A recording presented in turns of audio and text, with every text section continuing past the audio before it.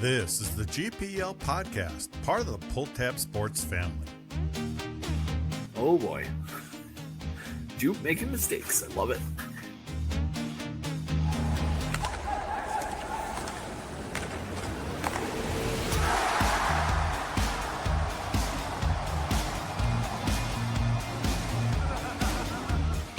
Big TV star Cappy. Oh, Yeah. Are you kidding? I've been on once in October. Eat that Todd. Eat that Schloss.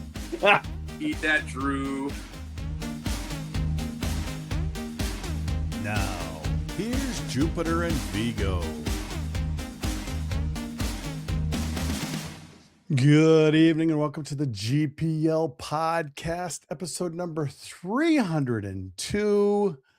Vigs, a extremely positive weekend for the Gophers. Oh, you're muted there. Sorry. That's the team we've been waiting for since the start of the year. You think? I think we all thought this team had potential to be, like a top 10 team, maybe not, a number one seed, but we thought, if this team performs as expected, they could play like they did last weekend. And what a relief for Bob Motzko and his staff. I hope so, because it was a good feeling. It was fun to be around the rink last weekend. For once, I think I don't think they'd swept since Notre Dame, so it's been a little while, and it was their first win since our guests' alma mater beat them back in December. Let's just bring them on now. Paul Caponigri. Cappy, how you doing, man? I'm good. Is that right? That was their first win? That was their first win since they lost man. the second game at Ohio Second State. game. They split that series, right? Yep, 7 straight losses. Wow. And then with the long winter break, Christmas holidays, that seems like forever then, huh? It was, wasn't it, Viggs? The message board and social media were not being kind to Coach Bob Motzko or the Gophers. And that's what comes with the territory. Mm-hmm. When you play for Minnesota, the fans have high expectations, and a losing streak like that isn't something they're used to. And I think it was very frustrating for everybody, and no one more than the players. Yeah. So we know there's big news tonight that just came out a couple hours ago. We'll get to Gavin McKenna in a little bit. We thought we'd kind of cover the Gophers first. Yeah. But so we're not going to forget about it. But Viggs, if anything, besides the winning, Eric Paulson woke up and the power play just keeps going up. And Becca Hetchinson found the net. So secondary scoring and your top guys going is a great recipe for Minnesota. I think we've seen this roster struggle to score throughout the year. Well, Motzko has now loaded up a top line with his 3 best scorers, and they look like an elite line in college hockey and how it's supposed to look. They got a lot of momentum, put a lot of pressure on Wisconsin, and then the secondary players fed off of that. And I felt like they had more energy throughout the weekend and chipped in here and there. But I don't think any of that happens without Lamb, Mooney, and Zemer just, driving the ship. 100% on that. So Cappy, this season, the power play, what'd you say, Viggs? It's probably in the 30s and 40s ranking. And it's really been this last month where it's just gone right up. Now they're number 2 in the country. So a huge improvement there. Yes, the power play is the worst in the country, or penalty kill, I should say. Yeah. But they don't give up a ton of power plays for the other teams. So it's hard to really improve that when you're not taking many penalties. Yeah, I don't know. I mean, you want to win the special teams battle every game. True. All right. So, all right, if you go 2 for 5 on the power play and you go, 2 out of 3, you win the special teams 2-1, right? You still give up a PK, but yeah, if you're not giving up as many, the PK won't get exposed as much, right? Mm-hmm. I think you're just looking for positives.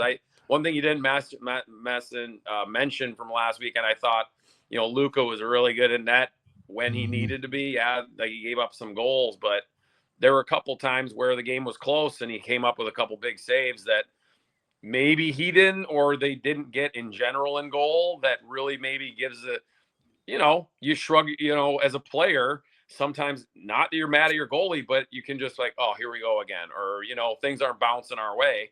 Things started bouncing the Gophers' way. I thought he played well. And then I think the players fed off of that as well, to have such success. Viggs, we have been talking about that. Bob made Luka kind of number one. He's playing more. He didn't play much at Michigan State. I think, the alternating, he really wasn't, sometimes he'd, Aries get 2 games, maybe get a third game, and then he'd come back, and there really wasn't consistency there. But now he's got a consistency. He's playing and he's improving, and we've been noticing it for really this last month. Yeah, I think the first half of the year, Luka is probably giving away a goal that he'd like to have back most nights. And now here in the second half, even though the team lost 7 in a row, Luka was really strong. He was probably their best player in some of those games against Michigan and Penn State, Michigan State, and he was making a lot of saves. And I think if you look at his save percentage, the last 10 games, he's probably a top 10 goalie save percentage wise in the country. And that's something that Minnesota hasn't had for a little while. And it probably gives them a little bit more confidence. And I think we saw the Gopher blue line play with a little more pizzazz this last week because they didn't have to worry so much about their goaltending, and they could step up and they could make some better transition plays. And I thought John Whipple had probably one of his best weekends as a Gopher. Yeah, I was just going to mention John Whipple. He was great.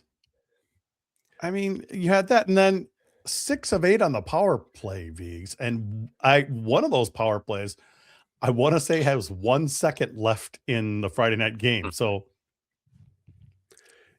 yeah, they look great. I go to practice, and on Wednesdays they do special teams, and this is not a fluke. That top power play unit probably scores on about half their chances in practice, and it's no surprise that it carries over into games. And I think early in the year, they weren't quite scoring at a high clip, but I didn't have any worry about that top unit because they were able to gain the zone. They were able to establish a presence. They were able to win back second chances. They just weren't getting the goals quite at the frequency they're getting them now. And on top of that, right now, they're scoring in a lot of different ways. It's not like there's just one player like a Jimmy Snuggerud where everyone knows where the puck is going. This group has a lot of different guys that can score, and they've got a player in LJ Mooney who can escape and buy time and create opportunities for teammates. On the flip side, Cappy, the Badger fall is still coming down fast. That's 6 losses in a row for them. 4 of them at home now, 2 of them to your biggest rival. They get some injury. Obviously, we saw some injuries there. It's just getting worse for them.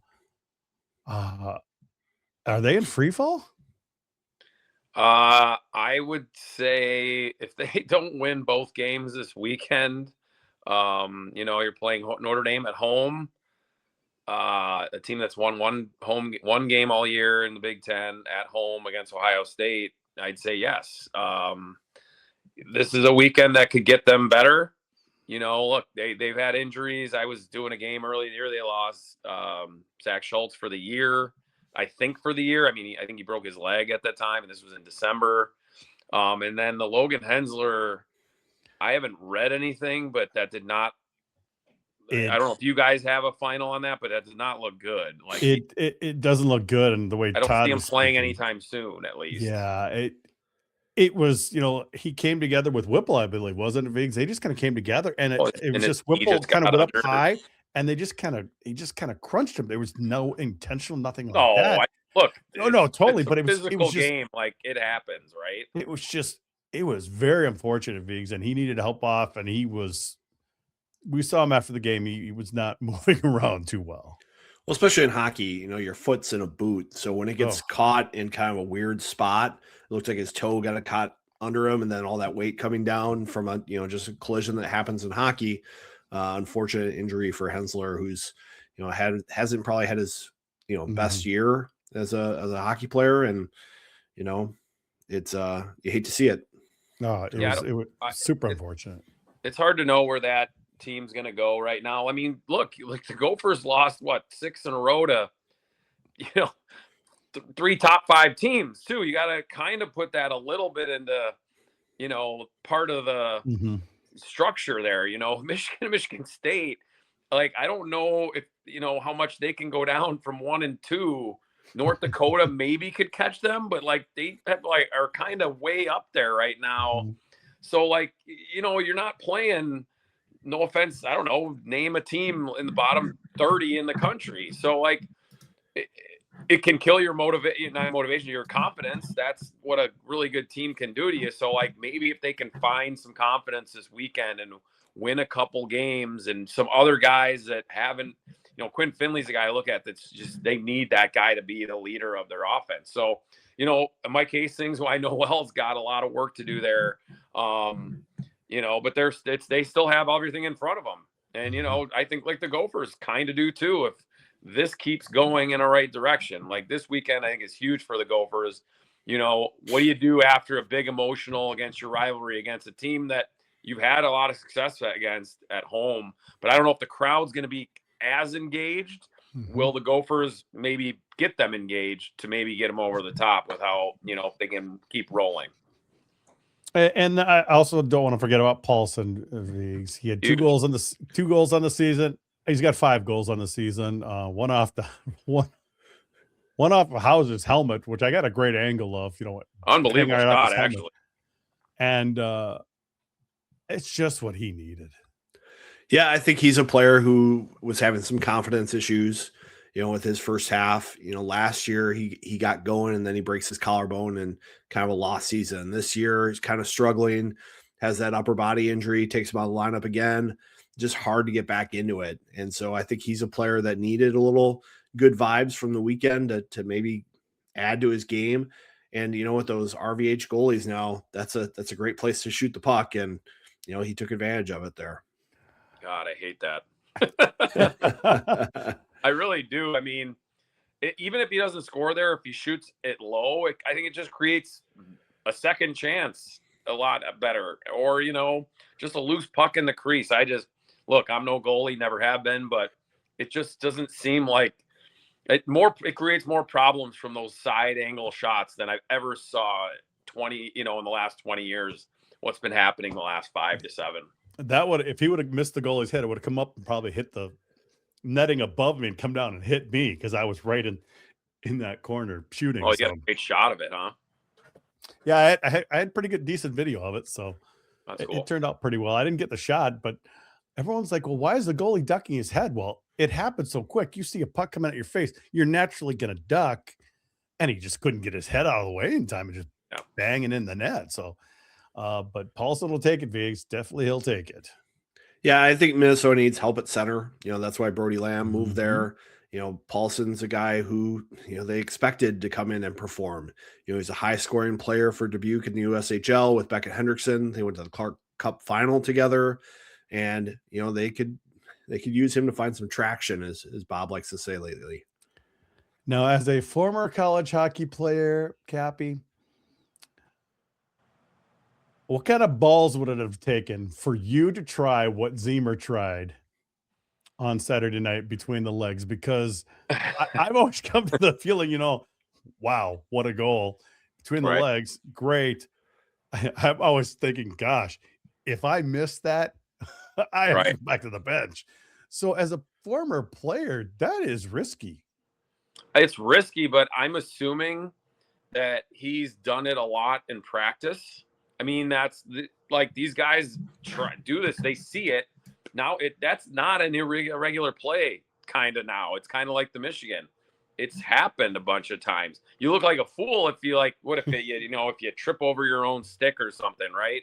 So, extreme confidence for Ziemer to go for it. But honestly, these guys I was playing stick hockey with my nephew the other morning, and we weren't on the ice, but he was just doing it nonchalantly. He was 9, and he's not known for his stick handling. So it's like these kids now, they see videos or they, and then one kid's doing it in practice, they start doing it. Brody's probably done that a million times, right? So I'm thinking, as far as me, like that, nobody was trying that 20 years ago. Nobody. You never saw anyone try that in hockey. Now you're seeing it more. So guys are trying it more. They're practicing it in their breakaways in practice. So he probably just felt like, I got the right momentum. You're coming in that right angle for him as a right shot. he's like, what can go wrong here? I guess other than Bob getting really mad at me, and I'll get by with that. Well, the funny thing is, we asked Brody about it today at availability, and he said, we kind of saw the scouting report on the goalie that he might, slide quick, and so that you could try something fancy like that because the goalie would get so aggressive on moves across the crease. Yeah, and so he just kind of had it. Yeah, so he just kind of had it in the back of his mind that, well, maybe I'll try that if we get in that situation. And Viggs, a certain Gopher did do it around 20 years ago. Kyle Oposo did that at Mankato State at the time. And he did retweet the video and with the old eyeballs like this. That's great. He's like, yeah, I've been there and done that. So I thought that was cool that Kyle Oposo kind of gave him a little shout out. Oh, for sure. That's going to be in the lore of Wisconsin, Minnesota for a long time. And I think that's why players like to play for these programs and play in these rivalry games. They get a moment to make a memory for everybody with that kind of stuff. So it was a big weekend, Penn State to Michigan State, Cappy. Michigan State pretty much kind of, they swept them, 5 out of 6 points at Penn State. So I think Penn State got a little humbled after being a little cocky against the Badgers. Right. Outdoor game looked like a lot of fun to me. You guys had the Chiclets guys. You guys had the Chiclets guys and everything covering that. So yeah, it's a big deal for Big Ten. Yeah, and I mean the crowd was great. You saw it. I think it was slow. I don't want to say slow arriving, but it slowly filled up. In the spots. And look, 75,000 people. That's a lot of people to watch a hockey game. And especially in that area. That school is out on an island. It's in the middle of nowhere. It's a beautiful campus. It's a big campus, and obviously they have a lot of people around, but that's like a football crowd for what they did. And a lot of people come in from a lot of different areas of Pennsylvania for those football games. So that I think it had that feeling of that, the tailgate, it was a little cold for that, but the Big Ten's been doing a great job with these outdoor games. Wrigley last year, you had Ohio State, Michigan, and Cleveland a couple years back. I'm assuming it's going to keep happening. I want Minnesota to get involved in one. Like it's just been a while for them, and they look, say what whatever you want. They've been the carriers of the league since it became one. For the most part. Yes, Is this not their best year? Of course not. But leading up to this year, they've been the top program in the country, in the Big Ten for the duration of the years of it. So keep pumping them out. Outdoor games are great. I thought the scene was great. I thought the hockey was really good. Those are some really nice goals out there, and a lot of times you don't see those. So I think it all went well. You throw in the Chiclets guys here and there. It was funny that the what's his name, Grinnell, was out in the stands doing his little thing when McKenna scored his goal, and I actually think it was kind of fun. Like it just happened, and Dan didn't get to call it, but kind of organically just kind of worked. I thought, I didn't think it was that gimmicky to me. So I thought it was a long game, which you expect. I mean, it was over 3 hours and 20 minutes, but it had the football vibe to it. So you got a football length game. And Michigan State's definitely happened to come away with 5 out of 6 points on the weekend. And they took 10 out of 12 from Penn State. They have 4-0 with 2 overtime losses this year. So, Michigan State had Penn State's number this season. Yeah, so that's good for Michigan State, because they've been solid all year. But then Saturday night at a local establishment, Biggs, it looks like Mr. McKenna got in some trouble. Some charges brought against him for assault. It's sounding like somebody might have said something about his mother in person or something like that. That's the rumors. We don't know. Either way, he's in some legal issues right now. Yeah, Penn State to State Penn, I believe, is the line that we're going with on McKenna. Yeah, Penn State to State Penn. Yeah, that's wow. You have to think. You have to think that a player with as high a profile as Gavin McKenna would understand the microscope he's under. And I'm sure this is going to hurt him in his next spot.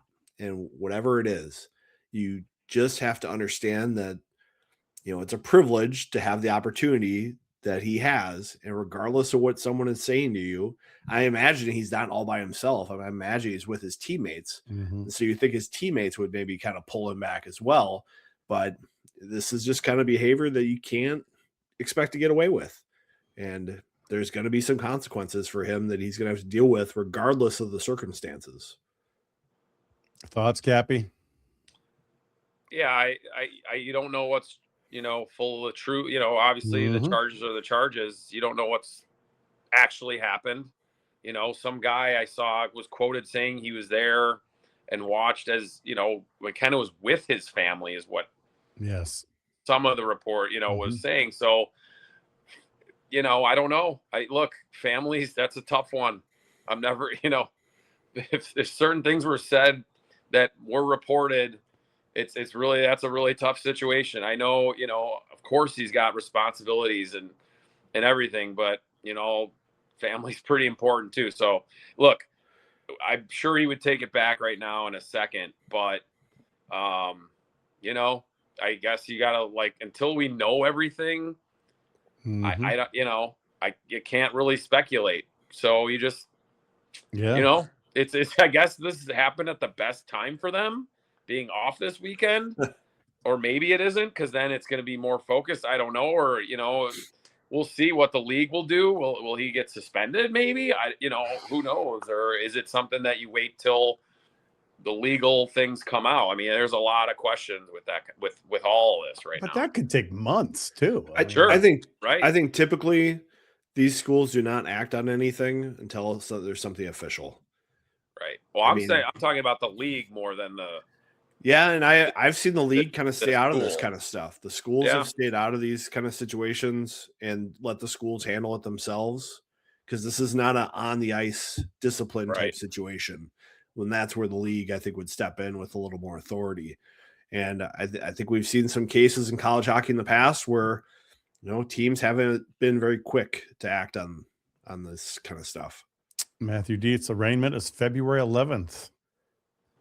That's also Canadian and visa issues. A week from today.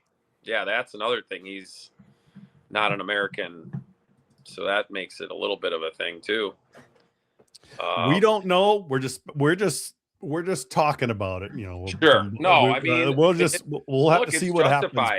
Look, we've never had a guy get the amount of attention he's gotten before ever to come into college hockey. Everyone knows with the NIL and the money and everything. Look, he was just, the Chicklets guys come in last week pretty much to do a show with him and obviously cheering for Penn State the whole time. Grow the game. Yeah, that was, look, I think they just were giving those guys time. You can tell that. Do your thing for those 3 minutes.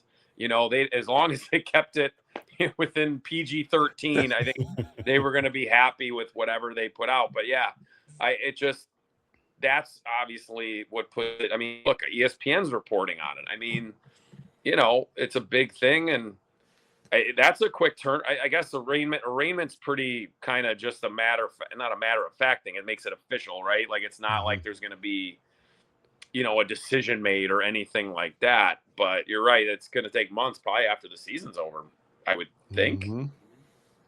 It could be something where, he has a trial and he's already at some NHL camp or something like that. Yeah. Because it usually takes forever to do everything in the legal system. Sure. Yeah, I mean, it's going to be an ongoing thing for the rest of the season, I bet, for Penn State. And it's going to be a huge distraction for them. Yes. And we'll have to wait and see.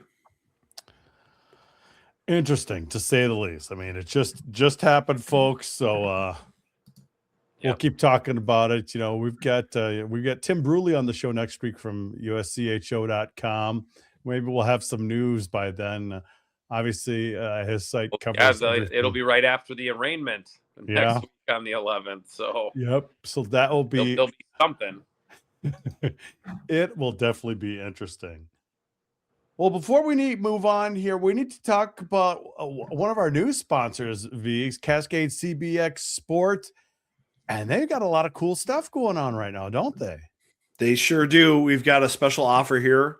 You can visit cascadecbxsport.com/team. And for a low price of $5 with free shipping, you can get a 300 milligram sample jar. And this sample jar retails for $25, but Cascade CBX is in startup mode. They're trying to build more believers. So they're betting on themselves and they want you to try it. So $5, free shipping. You know, I've been coaching all year. I've got some sore muscles. I've been putting this in on me. It's got a cooling menthol kind of feel to it, and you know, it's a miracle substance. It's safe. It's been tested, so it's NSF certified. It's free of 300 banned substances. It's the first choice of athletes to manage pain and reduce inflammation. Check it out, Cascade CBX Sport. And actually, this is one of those things that you can get for $5 here, Vigs.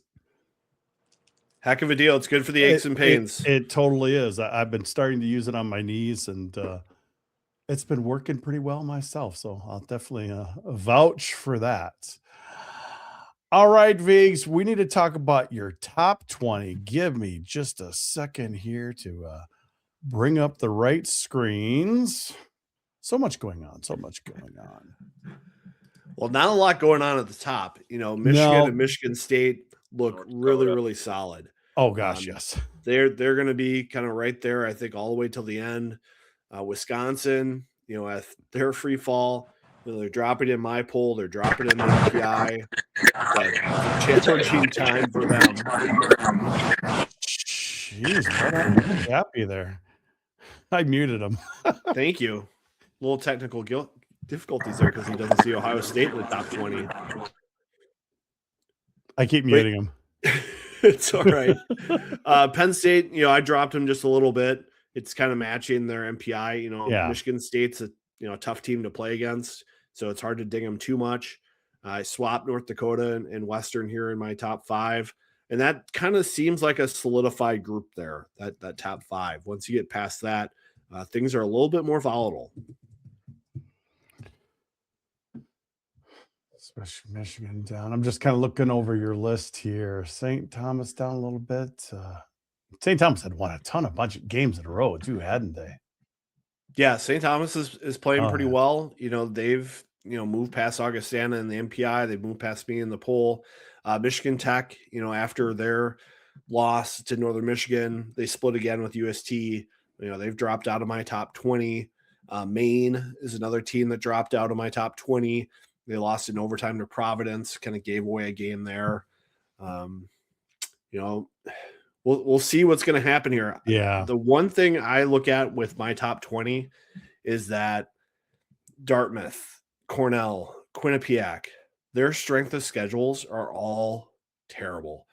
You know, Quinnipiac's 49th, Cornell's 44, Dartmouth 54th. Bringing up the MPI while you're talking there, so. Yeah, it's just they have not played very challenging schedules. You know, you compare it to Denver, they're 8th in strength of schedule. Wisconsin, they're 7th. Minnesota, 1st. Heck, even Arizona State, they're 4th in strength of schedule. And so it's just a big disparity. I'll be interested to see if the ECAC teams can hang on here in the MPI and get in that large bid, because they kind of keep dropping down just a little bit here and there. As we saw with Michigan Tech, if you have a bad loss to somebody, you know, in the 40s or 50s of the MPI, it can really impact you. Yep. Looks like Cappy's coming in on a second line here. What do we got going here? Look at this. I don't know, man. Technical difficulties there. I just couldn't handle being around for Vigo's top 20. Oh. I'm kidding. No Ohio State in there this time. So where are they in the MPI? It's like October. So where is Ohio State in there? Apologize for that. They're 34th. Right the Gophers. Look at that. And then he freezes up. So, you got me here still? We hear you. We don't see you anymore. Yeah, we can. Can you hear us? Look at this. Oh, he's muting himself. Can you hear us? Here, I'll mute him because otherwise, there he goes. Maybe he's got some different mics around. Probably. Maybe he's got his AirPods in his pocket. Who knows? You'd think by this part of the season we'd have these things ironed out. By like his 18th show, he would have it figured out.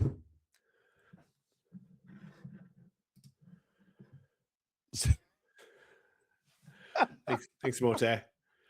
That made my day right there. Okay, wait. I see him. He's coming back. Look at that. I don't know what's going on, fellas. I apologize for this ridiculousness. I don't know what's going on. Vigo disappeared off my screen on that last shot, so I don't know what's happening here.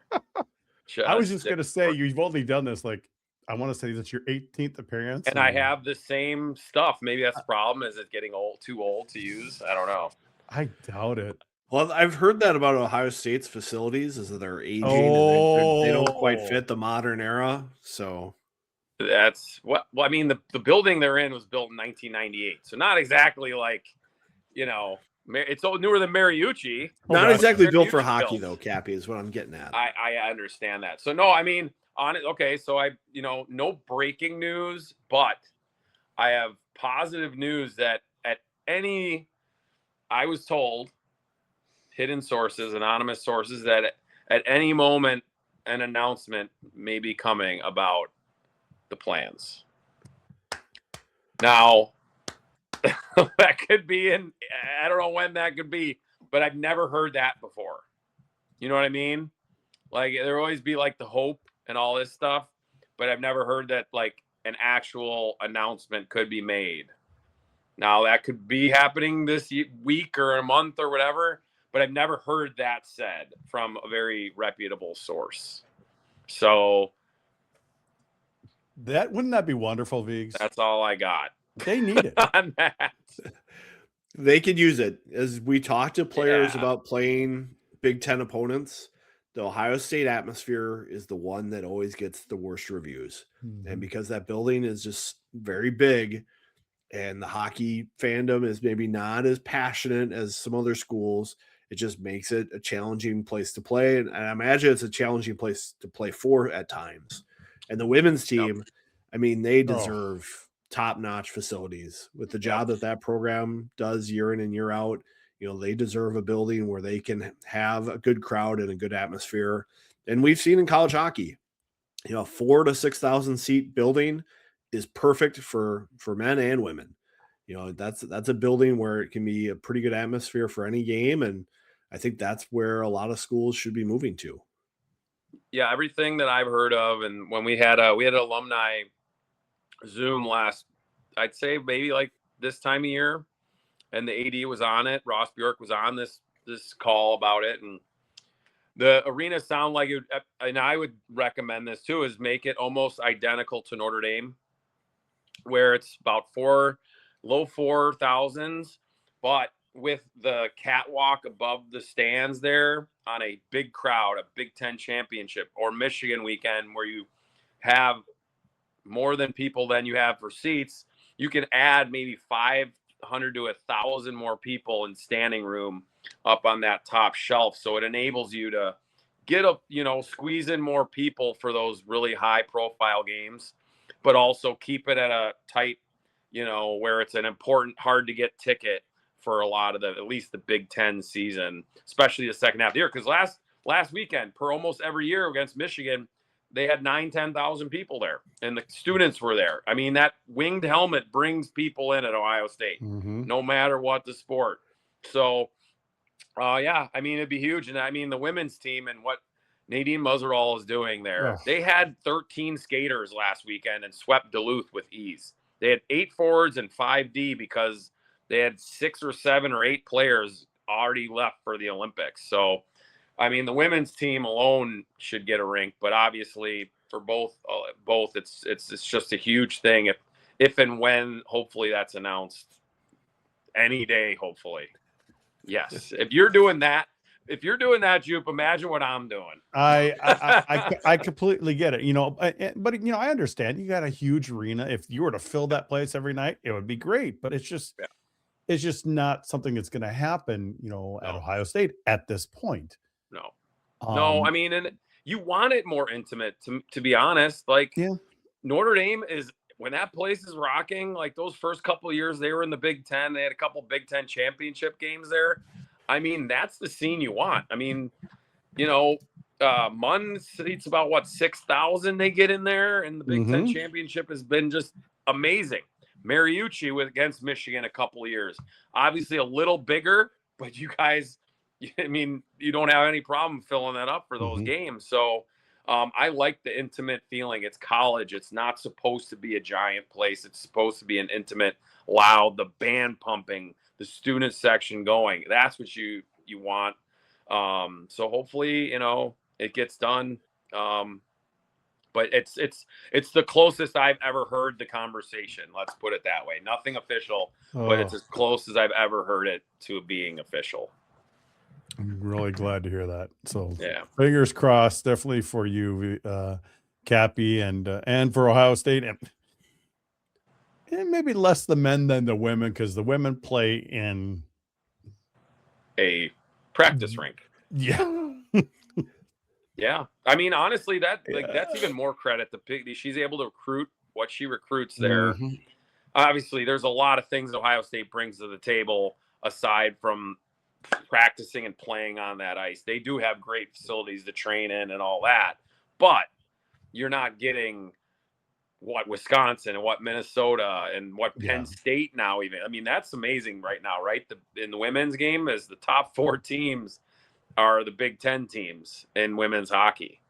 Penn State has climbed their way up to being in the top 4. So, it'll be, something that you hope happens, and it'll be great for the school and for the Big Ten. I think it's just a better venue makes the league better too, right? Oh, gosh. It's all around wins all around for the league and for the school.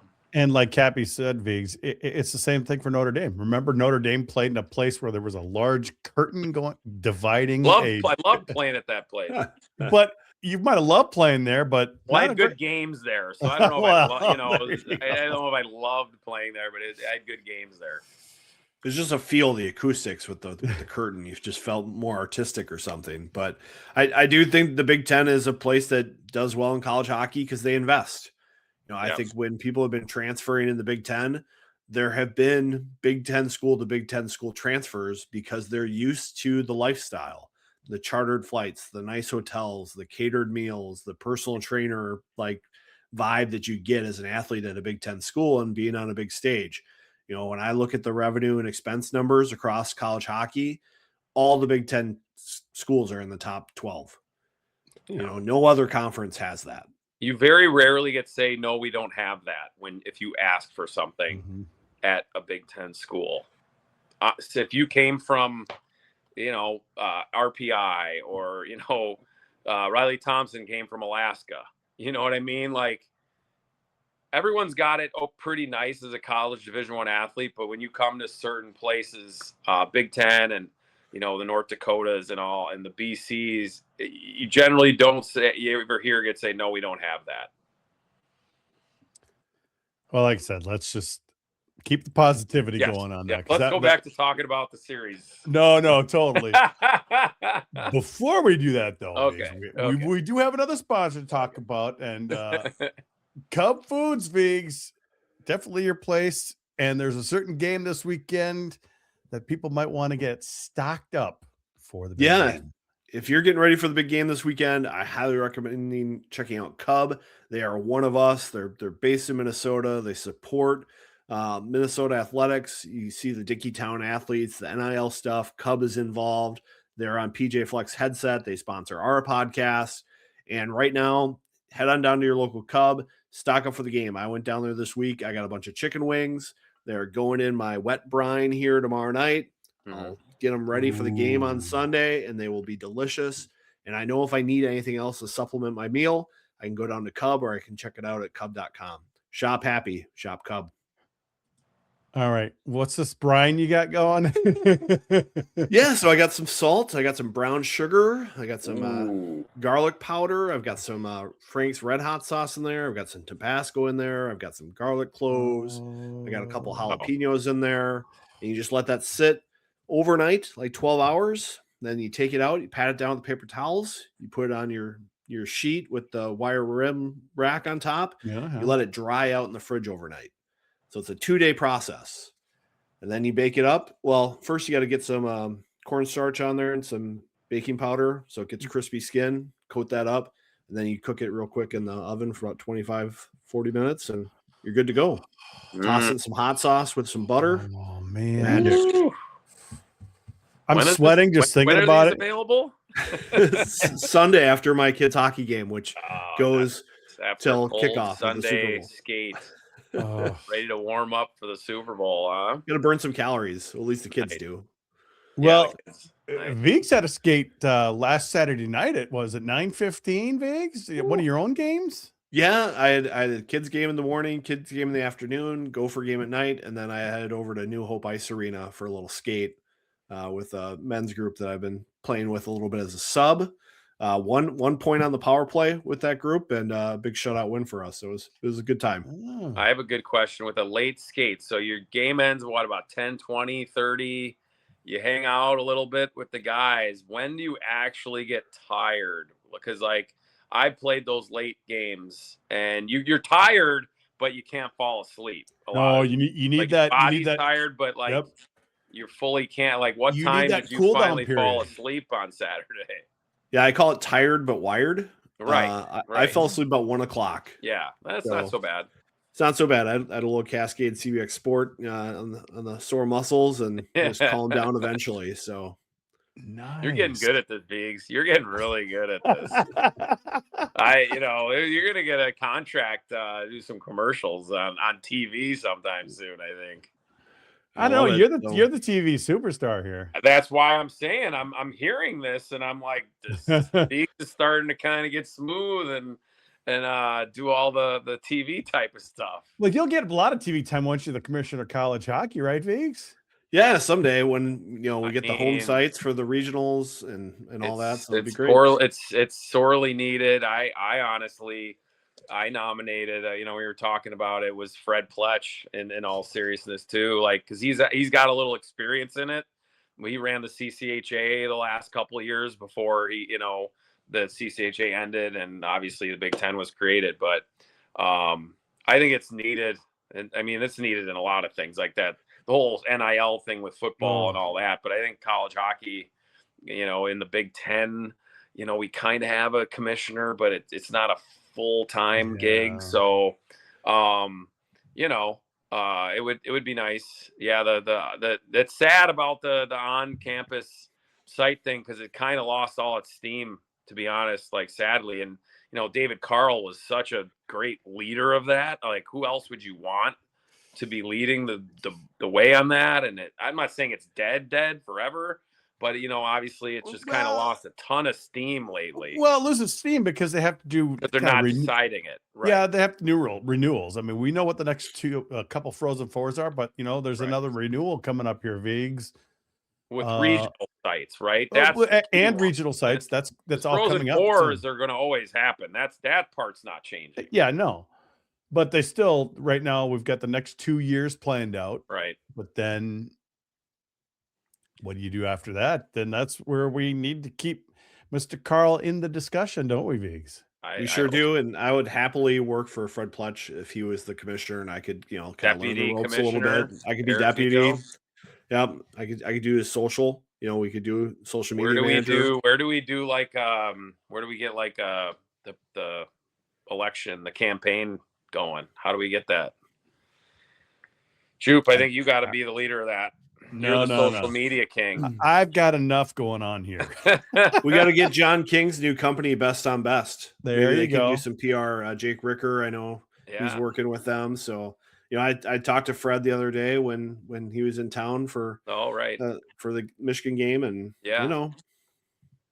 we're talking with him. He just has he's been in hockey for so long. He knows so many people. He has a ton of great relationships, which is a huge part of that. And like I said, he has experience too. Like a lot of people say they could do it, but they don't have any actual experience in it. You don't know you have an idea of what you think is going on, but you don't know it, like, except for being in the role. So I think that is a thing that actually would help him too. But yeah, it would be great.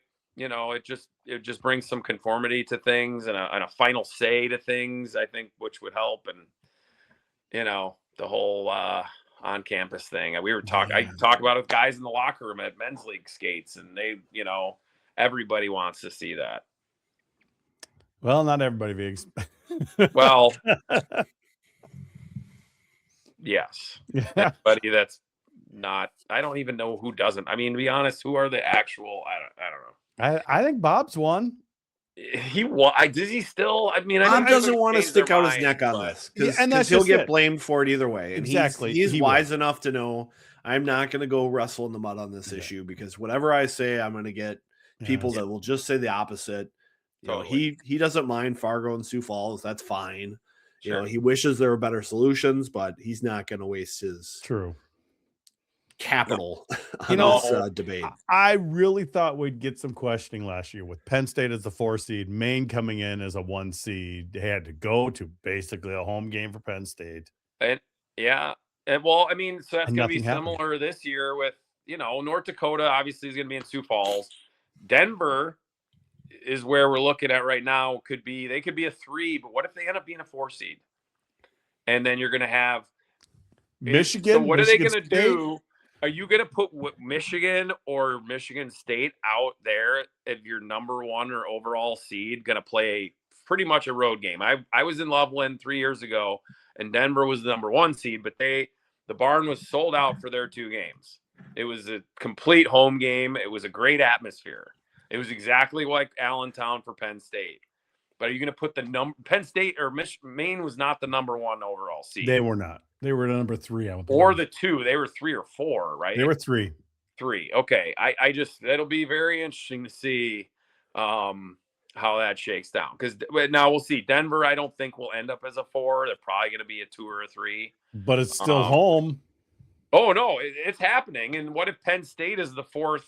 Right now, it's hairline between them and Western Michigan. So obviously one of those teams is going to have to play, Denver on home ice, or whatever you want to call it. I am thinking they would try to keep Penn State in the East, but because they're the furthest. Then you're probably getting Michigan State out there, and at night though that team, they're like David Carl. Look, David Carl went out to Worcester last year or whichever place, and they came out of it. They had to play the first game. They were the early game. They played would have been like noon Mountain Time. And they took out BC. They went. They didn't complain. They won, and they won. Yep. So Michigan State seems like a team that's like that too. Like, we'll play wherever we have to play, but it's still a thing. The East one's it's Albany, and is it Worcester this year? I know Albany's one of them, which is a second here. Is a dicey one as always. I don't think anyone really gets a home ice advantage in Albany, so I could see that being where Michigan goes. Honestly, if it stays this way, obviously, I mean, if Michigan State sweeps this series this weekend, they might move up to number 1. It's Albany and Worcester. Yeah, I mean, so Worcester, maybe BC could be the 13 seed, and they're a 4 seed, and they're getting a bit of a home cooking maybe there. Mm-hmm. It is what it is. I mean, you got to go and play, and you got to go win. So it's the way it is for the next 2 years at least. Yeah. I just want to really go to Las Vegas this year. So you just want at least one Big Ten team to make it, don't you? Well, that might not matter this year, to be honest. So we'll see. It's not official yet. Still waiting for the official. It's been a verbally acknowledged or whatever that possibly I could be working with ESPN for both regional and for the Frozen Four, but big TV superstar. We'll see. Yeah, right. for 2 weeks. No, but going back to that game that was on in October, they added that Michigan State ESPN game, and it was one of the best games viewership wise they've had. So I just, it's tough for them, I guess, to find. I wish they could find more spots for our college hockey. And, the Big Ten obviously can't do any games unless they're the, road team to some of those others. But, I'm all about growing the game. I want Peacock to add more games. I'd love for them to do more. Hey, Friday, 2 weeks ago, FS1 added this game this Friday night, Michigan and Michigan State. This was just added because of the growth and the popularity there, and they know it's going to bring a lot of viewership. That game Friday night was not a TV game, is now on FS1 tomorrow on Friday night.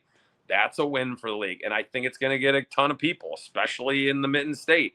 So I'm all for getting more and more on TV, more viewership, grow the game, get it where you can. And Viggs, it's a big weekend in women's as well. 1-2 in men, 1-2 in women.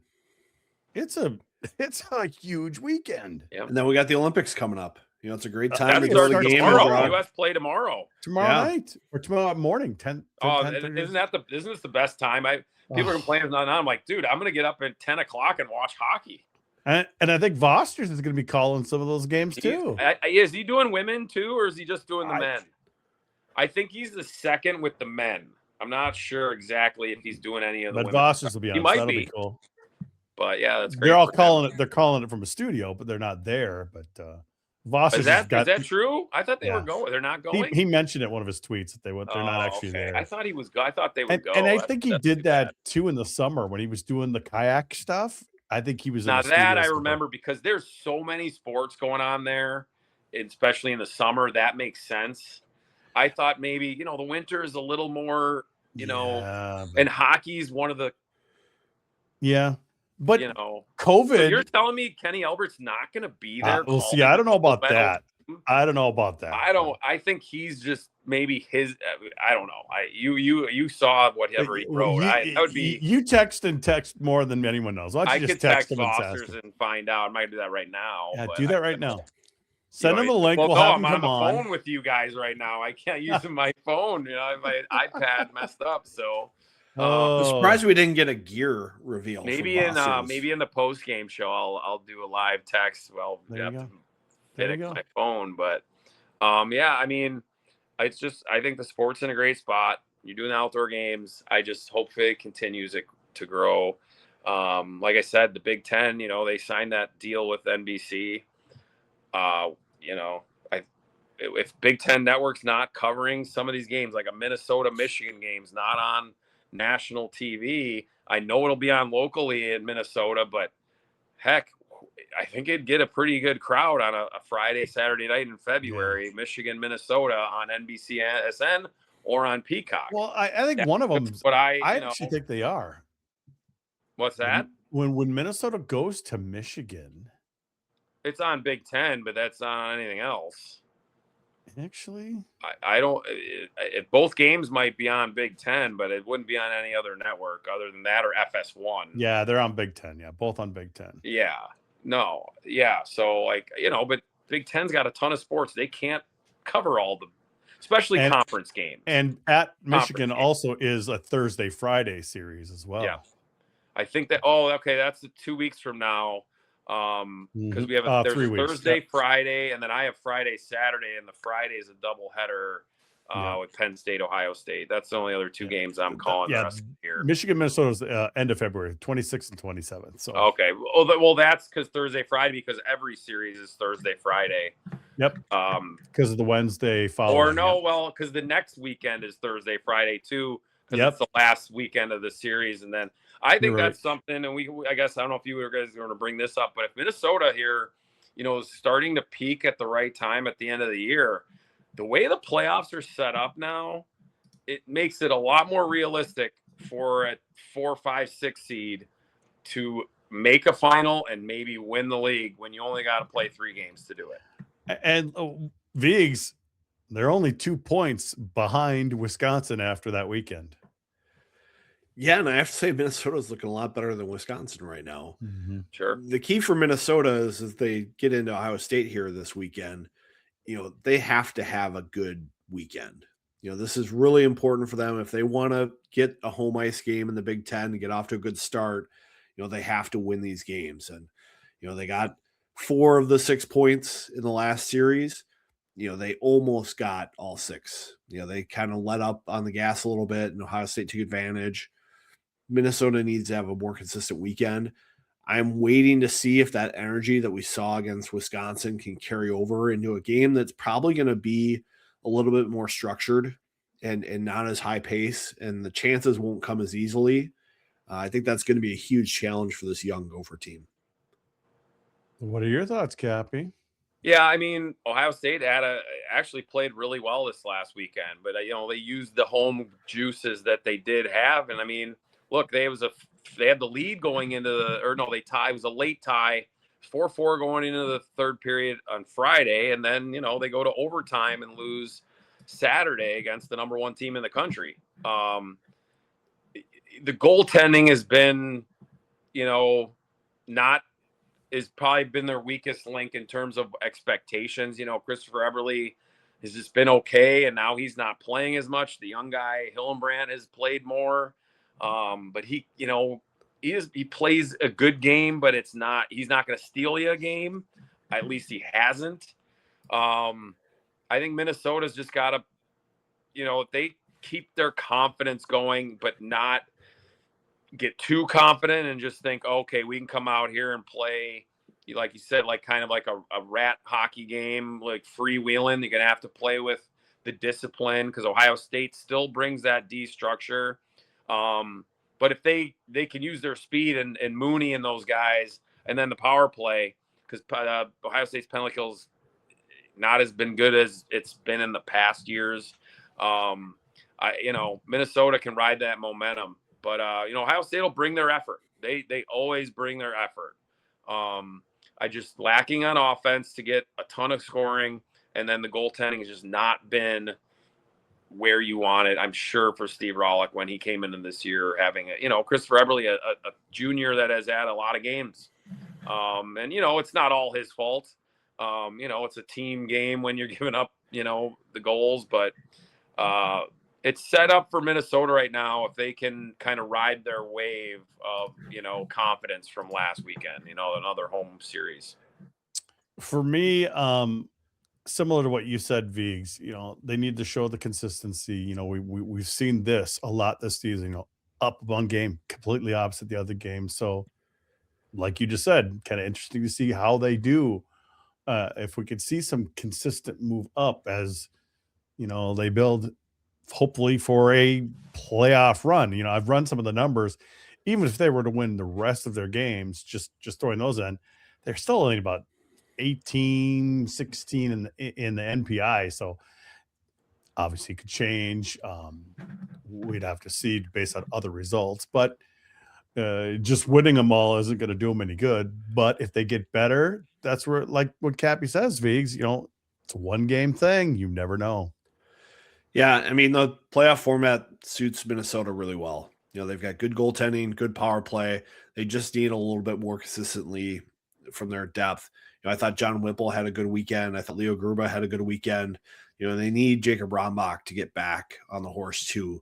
He had a really good finish the first half. The break hurt him a little bit. He came back, didn't play his best. He's going to get an opportunity in this game where there's maybe a little bit more structure to it to have some time and space to make some plays and find his game again. I think it's a really important weekend for him. What are your picks then, Viggs? 6 points, Gophers.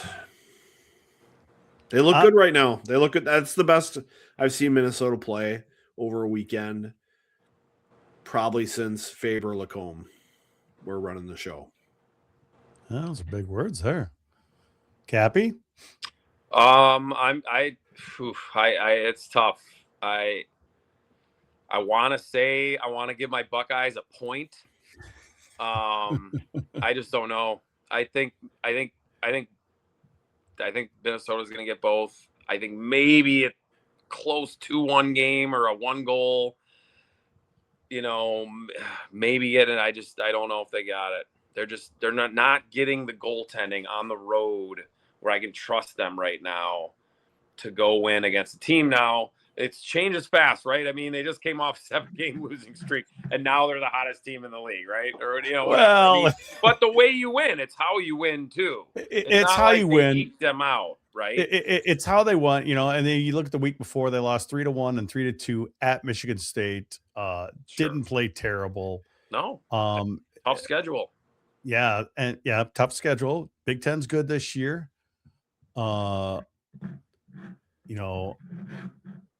I said I'm lighter week for Minnesota. Lighter weeks coming up, so really Vigs. Oh, I'm going to pick sweep as well. Well, because they're at Notre Dame after that. Yeah, correct? really, it's 12 points or bust, isn't it, Vigs? It certainly feels like that. I didn't think Minnesota played very well in the first game against Michigan, but other than that, I felt like they've played pretty well so far in 2026, and that's just a good sign with a young team to go through that and then have a weekend like they did against Wisconsin. Yeah, I mean, right. They're almost, it's like the playoff, except for who's number 1 and 2, 3 through 7, like Ohio State, Notre Dame are 6-7. I don't think that's almost possible to change. Well, they still have a couple of games in hand. What's that? Well, both Notre Dame and Ohio State have played 2 less games than everyone else. Right, but that'll start leveling out each week. Notre Dame is 7. Are we correct? Pretty close to, and Ohio State I think is 6. I think now you're talking Wisconsin and Minnesota are fighting for home ice in that 4 or 5 game, and then it's a matter of who is 2 and 3 to play against 6 and 7. And who knows how Penn State's going to handle the microscope here? Sure, with McKenna getting, but there aren't trouble, that many games left. Right. No, I mean that could go any which way. That could galvanize them, or it could, split them. I don't think it's gonna. They have Ohio He's State. He's gonna be playing in a couple weeks. Yeah, he's most likely gonna be playing. I would assume, unless just like you talked about precedent of other sports and other incidences. Yeah. I'd find it hard to believe that he won't.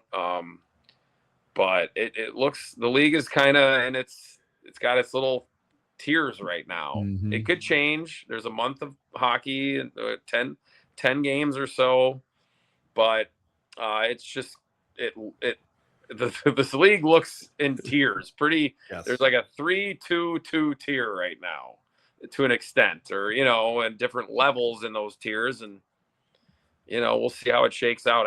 This is a great month, like tons of games on TV.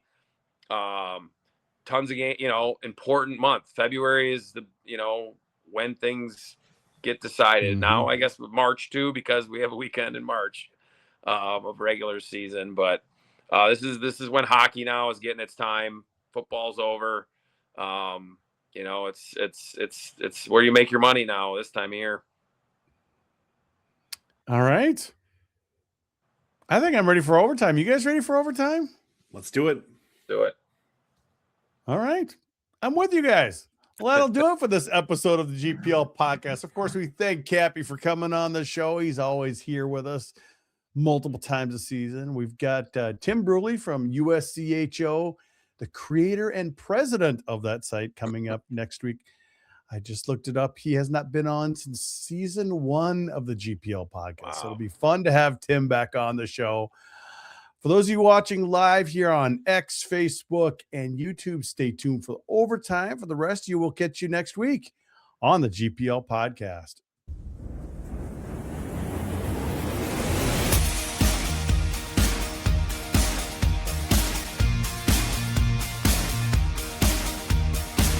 If you are watching on YouTube, hit that subscribe button and get notified each time we go live or post a video.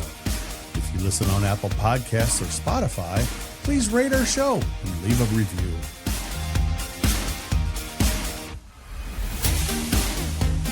For those of you watching live, you know what's next. It's Vigo's Beverage of the Week. It's time for overtime.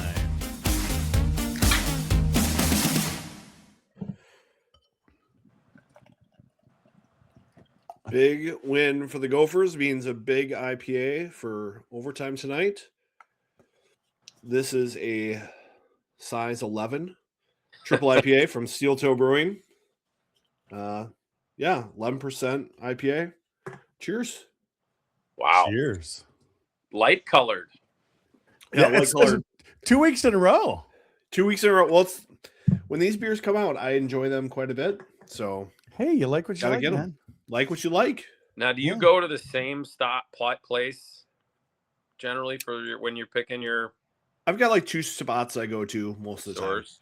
I've Okay. got one that's really close to me, and then one that's got a little bit more of a bourbon selection. Oh, right. One in Kentucky. So, because I've told you, I went down to Buffalo Trace this last year and got to pick out 2 barrels of Stag and some Okay. Russells. An Eagle. What's the Eagle stuff you gave me? I gave you an Eagle Rare from Buffalo Trace. Oh yeah, that's a good one. It's a good Yeah. good They 10-year got a bourbon. variety of them. Yeah. Yeah. My drinking has gone down so much now. If I have one of those, I'd probably get a hangover. I just don't drink at all anymore. Or not at all, but it's Well, whiskey's pretty good because you just have a little glass of water before you go no, to bed. yeah, it's a little, yeah, for sure. I mean, And then you're usually pretty good. It's when you go too far and mix it with maybe a glass of wine or something like that too. Sure. No, honestly, it's like I just don't. I like if you could tell me I could have 2 nice drinks and guarantee I'm not going to feel it tomorrow, I'm in.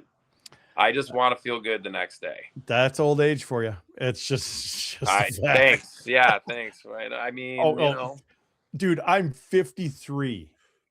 Nice. So I'm an old man. I'm 46.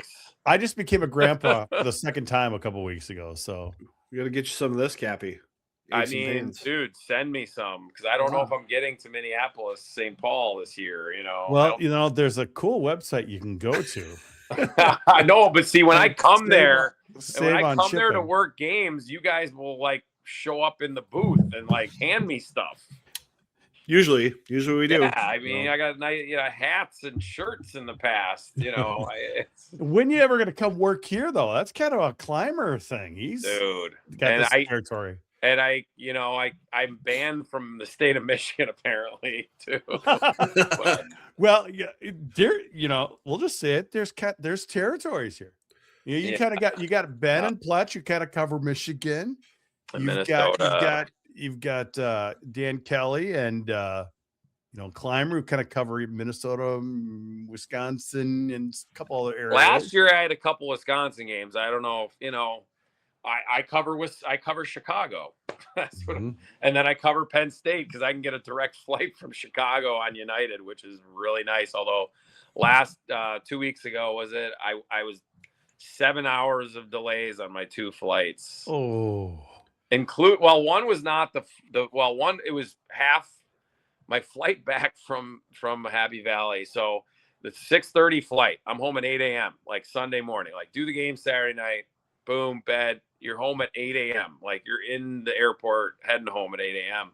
I check the flight when I wake up at 5, whatever, and it says delayed to 9:03. I'm like, well, at least I know here and I can go back to sleep for a couple hours. I do that. I get on this airport's very small. It's a 9:03 flight. I'm getting there at about 8:20.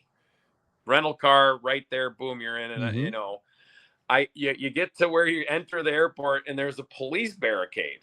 They're not letting cars into the airport the at big either blizzard. entrance. And they wouldn't give any information. So veteran move that I made is that I kept my room key. And so I drove back to the hotel and the guy said they didn't know if it would be open in 20 minutes, 2 hours, 4 days. So I go back to my hotel. I call United. They didn't even know what was going on yet. So I kept refreshing. I'm just sitting in my hotel, watching TV, hanging out. It's about a 10-minute drive to the airport. And I just keep scrolling. It finally says 11 o'clock and it stays 11 and 11. So at about 10:05, I hop back in the car, get to the airport. The airport is open. I'm driving in and I see people walking out to the plane because this airport's small. They don't have, you got to walk out of the doors and out and up onto the plane. And I'm like, oh, I think that's my plane boarding right now. So I dropped my car off, hustle in. There's nobody in the security line. Get through security in a couple minutes. Get to where you scan your ticket. The guy, I said, is this flight for Chicago? He's like, well, what number? I said, well, X number. And he's like, no, that's not your flight. And I look around and there's about 20 people sitting there because that's all that's on the flight is about 20 some people. And they all kind of like smirk and laugh at me and shake their heads. And he says, oh, they're like, yeah, that's the flight that's supposed to be leaving at 11 a.m. They're leaving on time while us in our 6:30 flight waits to go after them. And I was sitting there with this lady, I'm like, you know why they did this, right? Because they don't want 2 delayed flights. Yeah. It's all about statistics. One's on time. Yes. So the flight that was supposed to leave at 11 left before the 6:30 a.m. flight that was 4.5 hours delayed or whatever the time is on that. So It's it's exciting a morning. And so get this though, I found out why the airport was shut down. Some guy that was all high, cracked up on something at 3 or 4 in the morning was in there waving a knife around, threatening people, was out of his gourd, was hiding behind the rental car desk, threatening the world or whatever. Jeez. And so this story came out on like, the State College Gazette or something. And Dan Kelly, funny, who was not leaving from State College, sent me the link from the story of reasons why my flight was double delayed. So long story short of that, I think I got like $100 voucher on United. Happy Valley, dangerous place. I'm hoping in 2 weeks when I go back on the 19th through the 22nd that it's because it's really an easy, getting out of United. I know O'Hare is a little busy, but it's generally not too bad. But getting in and out of that airport because it's so small is and you're 10 minutes from campus and to your hotel and around the campus. It's a really easy trip if there aren't any plane delays. I'm hoping to get on the Minnesota flight sometime, Viggs. We should do that. Ooh, to Happy that you got to get. So you leave like right after the game and you're back, but you just got to pay. You just got to pay for the tickets. That would be the best way to get there, I think. To get to Pagula, man. Yeah. Yeah. Otherwise, you'd probably catch a United flight from Minneapolis to Chicago to. Yeah, which isn't bad. The flight you're about an hour 10 from Chicago to State College. And what's Chicago? 50 to an hour? Yeah, it's usually under an hour. Yeah. So once you get in the air, it's like you're up, you're down. Yeah. So it wouldn't be the worst travel if you were going to go that route. I believe United's the only one that does a direct Chicago to State College. Yeah. But I mean, if you can hop on the Sun Country plane, because that's what the team would do. Because we definitely know they do that. They go straight to State College. Oh, of course, yeah. They don't. Yeah, no, none of the teams do any of that other stuff. Yeah. But if you were going to have to do it on your own to go there catch a weekend, there's usually one flight a year that they have to fly commercial for whatever reason for really costs. And it was Denver. And it was Denver, and their flight got delayed. Oh, the one. Yeah. What happened? They got stuck there until Sunday night. Yeah. After the Friday game. Weather in Denver? Yep. No, mechanical. Or plane issue. Mechanical, yeah. Plane issue. Like the crew timed out and all kinds of stuff. Mm-hmm. Right. Well, that's why my flight was delayed. The delay in the morning was because the crew got in late and they needed you can't go back on for a certain amount of hours. So that's why the flight was originally delayed. And that's why I got a voucher. They're not giving you a voucher because the airport was closed. They're not going to take responsibility for that. The act of God. That's an act of chemical imbalance or whatever it was. But I mean, I'm lucky that I wasn't there. I mean, it was doing this, they said, at 4 a.m. and I would have been there at 5:30, 5:45. So, I'm glad nothing happened. Nobody was hurt as far as I remember too from the report they had. So, yikes. Yeah. Now I'll be a little more. I'll have my head on a swivel when I'm going to pick up my rental car. When I land there in 2 weeks, just because I know what happened here now a couple weeks ago or a month ago. So Is it too soon to make a Gavin McKenna joke about the airport? Let's just go. We've already did the Penn State to State Penn. I mean, look, man, if the report's true and he was with his parents and his mom and that someone said that, called my mom that, and I'm not saying it's right or wrong, but it would be really hard not to. And look, he comes from a really small town up in the middle of nowhere. I'm assuming pretty tight with his family. They come to all his games. Heck, Friday night when he got kicked out of the game, I don't know if you guys saw this. They showed it. He got dressed, and in the third period was sitting in the stands with his parents watching the game. You just don't see that like that. Look, that's true. We don't know what happened, but if what they said happened, I'm not putting it all. I mean, yes, you can't. You pay the consequences, but I don't know how many guys would sit there and just say, "Oh, okay, call my mom that," and be okay with it. It's tough. Yeah. Anyway. Yep. I know. Just like Jason Kelsey said, some guys need to get punched in the mouth. Try not to break their jaw when you hit them. Yeah. Just hit them just the right amount, or hit them in the nose. Break the nose instead. Like an anchor man. Don't hit him in the face. I wonder if it's something where this guy would maybe take a money payment or something. Yeah. That could happen. He's got $700,000. Yeah. 700,000. Well, I didn't see, obviously, I don't know. Money talk. Well, I'm saying take it like, okay, I'll drop the charges if you blah, blah, blah, whatever. I don't know. Split your NIL money with me.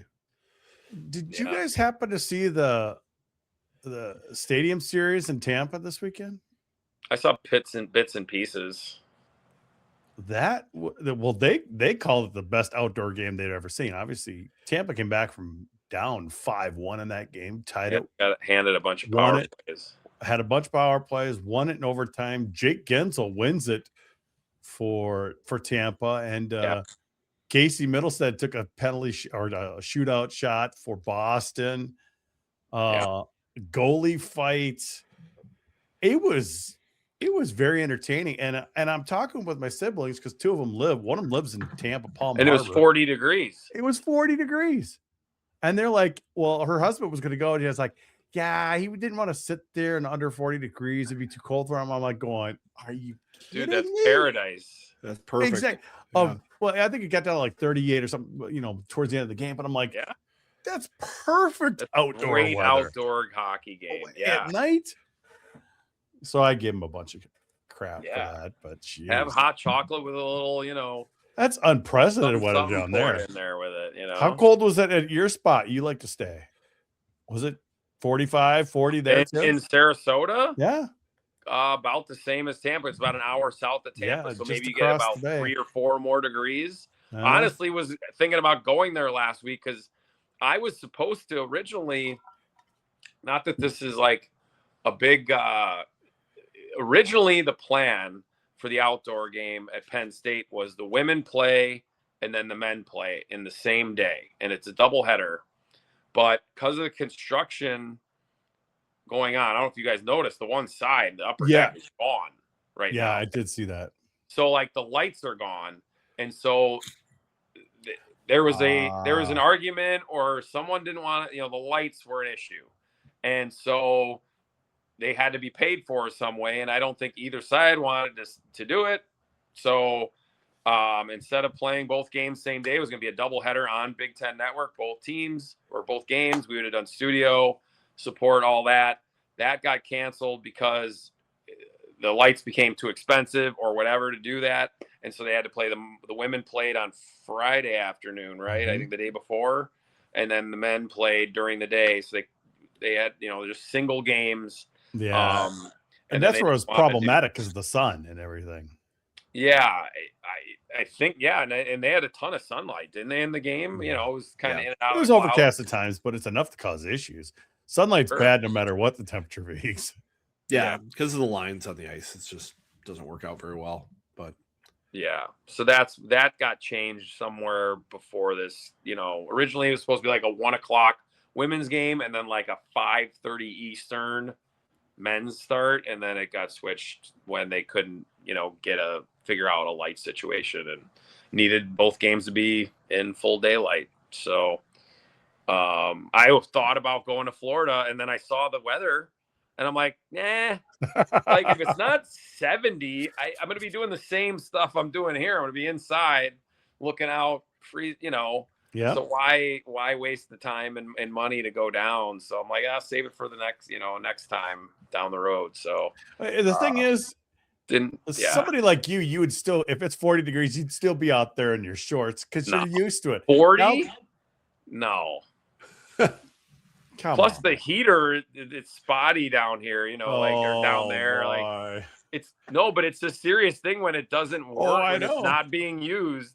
And it also smells because it gets all that, the dust and the dust. The first time you kick on the furnace. Yeah. So I did seriously around Christmas 5 years ago during COVID. I was down there and it got cold. Like it was in the 40s overnight. Our heater was not working. It got down to like 60 degrees in the condo. I'm like, I am here in Florida freezing my ass off in my condo. I had to turn the damn oven on to get heat. So I'm like, what am I doing here? So it's not worth the travel. If I can't be out at the beach or at the pool or the golf course, what's the point? I might as well be, freezing my butt off here. And we were freezing our butt off. I'm sure just like you guys were. We had that 10 days, right? Where it was just just stay inside. Stay inside. No, I did. I did. The outdoor ice is really good though right now. We're getting some nice weather this week here. Have you been out across the street lately, Viggs? A couple times, yeah. It's been a good year for outdoor hockey in Minnesota finally. So did you guys see some of those videos? Those guys skating on their streets in Texas.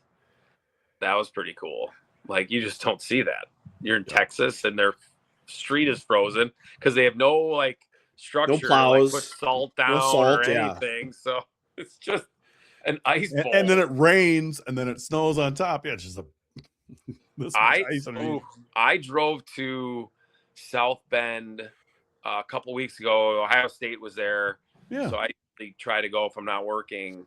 And I leave Chicago and it was the coldest day. It was here. It got down to minus 35 wind chill, but it was sunny. And, Notre Dame's about an hour and a half drive. You go around the little belt of Indiana. And I'm like, oh, this, it's cold, but I'll, easy drive, get there, watch the game, hang out for a while, see, some people. And I get about halfway there and all of a sudden the sun is gone and it's gray and it's not really snowing, but it had snowed and it's blowing on the highway. And it's, free, anything like freezing. That on the highway. I felt like I was on skates. I'm like, what the hell did I just get myself into? And it took me an extra half hour to 40 minutes because I was going about 42 miles an hour with my flashers on in the right lane. I'm getting blown by semis. I don't know what they're thinking. I saw at least 8 cars, no joke, either flipped or in ditches. Yep. And I was like, I'm already too far in. I'm like, I got to keep going. And luckily I made it. And then I, drove it back. But I could not believe what that drive turned into after how it started. I was like, it was such I was like, I'd never been so 2 and 10 on my car going 42 miles an hour. Like, please don't hit me. I'm seeing trucks and I'm like, please don't hit me. That was a while. I was so scared for my life that night. I had a situation. I visited my grandmother in Arkansas back in I must have been the 90s. Arkansas. But I arrived and it was an ice storm. It was literally, it had been cold. So everything's, but then, so it starts raining and then just everything is just covered in just glare ice. And where they live, it's just roads like this. Oh my God. And that was just like, and we're in her big ass Buick too. I mean, one of those big ones, like the Sabres from back in the day. It was, I ended up just we got to the house. We had to stay there. And stay. couldn't do anything because Yeah. you go outside the plants and the bushes and everything just got the coating of ice over everything. Just gotta wait. And there's nothing they can do Dangerous about it. driving that, man. So Oh, dangerous. yeah. Viggs, what's this Nicholas Johnson asking about Les Bolstad? Probably. Yeah, the pro staff at Les Bolstad has been non-renewed. I know 2 of them have found jobs at other courses. The superintendent is still on staff, but they are still moving ahead with their intent to dispose of the property, which is a shame. It's a golf course that's been in operation since 1929. One of the historic courses in the Twin Cities, and golf is a pretty good industry right now. I know the Keller Men's Club is full. The Highland National Men's Club is full. There's a lot of golfers out there. The course has made money the last 5 years since COVID. Just a curious decision by President Cunningham, and not a lot of transparency yet. So hopefully I can find out some more info this week. I don't golf. The last time I golf was a Rubes golf game. Probably 15 years ago. And so my last golf game was at Les Bolstad. Was that the day I birdied 18 on camera? I believe it is. Wow. How about that? Yeah. Yeah. So my last golf game was at that course all those years ago. And yes, we did get that on video. Yep. Yeah, I played a lot of rounds there this year. It's a special place to me as I'm the outgoing president of the golf club there. So I don't know. Doesn't sound likely it's going to reopen, but I don't know. You never know. Never know what the U of M, what's going to happen. So, well, look at all the switches downtown. I mean, all the, the restaurants that have gone by for apartments that are super expensive for kids to live in Dinkytown and whatnot. It's all about real estate down there, and that's a big piece of real estate. Viggs, I have a question. Do you guys want to keep talking about that? No. Somebody was asking waiting for about a little silence. Yeah. No, but I have a serious question about Minnesota, Bob, recruiting. What have you asked him about his philosophies as the world is changing before our eyes about recruiting? And are they in the CHL? Are they in wherever? What is he saying about recruiting? What he's saying is that we've got guys in the CHL, but they're guys that are from Minnesota or the U.S. who have gone there. So the guys like Kwasnicka, he's at Penticton. Connor Casey's at Medicine Hat, but those are local guys. Right. Connor Casey I saw last year. He's phenomenal. And then he's got Levi Harper, who set a rookie scoring record for a defenseman in the OHL with Saginaw coming. So these are Americans who are going to the CHL to play. Right. They, instead of going back to the USHL or whatever, they've gone up there for their next year. Yep. And I'm not sure how guys not recruited from the CHL. Yeah. And I'm not sure how Casey got to Medicine Hat, but I do know that Penticton and Kwasnicka were kind of matched up as that's a good coaching staff for you. That's a good development path for you. That's a good spot. Harper, same thing with Saginaw. Saginaw is a very progressive coaching team with a lot of development emphasis, a lot of, interchangeability, a lot of D getting involved in the offense. Good match for Harper to go there and develop. So it's been kind of that. So I think what you're going to see with Motzko is that they're going to have relationships with a couple CHL franchises, and that could be where guys go to play. But I don't see them going into the CHL very much and pulling guys out of there. I think they're still worried about how these guys fit in at college. Right. Are they going to stick around for 3 years, or are they 1 and 2 and dones? Because as we've seen, even local players, that's an issue that happens. That's just the way it goes, though, when you're getting elite players. I mean, Logan Cooley's and Snugger. Snugger's played 3 years. Nice. But I think you're with some of your local guys to stay longer. Lacombe and Faber 3 years, of course. But I think that the staff really would like guys who would stay at least 2, maybe 3. Sure. You know, I think that's what they're looking for is guys who could play 3 years of college hockey before leaving. Right. Because I think a one and done doesn't help you a ton unless it's the last piece.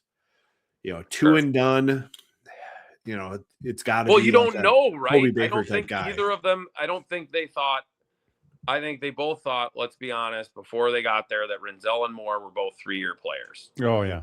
I don't think there was any question they thought those guys were going to be 3-year players. I mean, most likely. I don't even know if they should have been 2-year players though, like based on the way this year is going for them. Sure. No, I mean, I gotten to see more of them than probably you guys have, obviously. I'm sure. And, you know, Renzel, I think he's got the higher ceiling in terms of, you know, offense. Like Moore, I think his ceiling's third line center now. Certainly what it feels like, right? You know, I think that's always because he's not like an elite scorer. He's a really nice player, does a lot of good things, but he's not an elite scorer. If he's not an elite scorer at college, what are the odds he's going to be an elite scorer in the NHL? You know what I mean? He's an elite skater. Elite skater. He's an elite skater. You can put him anywhere in the lineup though at any time for a time being, but I don't see him being a top 2 line guy for, you know, the long, you know, for a playoff team. Right. Like he's a third line guy. He's a third or fourth really good line center on a Stanley Cup type of team or a playoff team. Yep. Would that have changed if he played a third year? Who knows? You know, Renzel was a year older, I guess. I think he almost had too much of easy street at the start. Like he didn't have to go to the minors, and now he has. And I think that's going to benefit him now. He's had a couple good games since he came back. But just to go back to Minnesota, I think the plan in their heads was that those guys would have been playing there this year. Would that have changed them completely? No, but I think it'd be a heck of a lot better. Well, and Chesley too. You know, Chesley's been playing the AHL all season. He left early.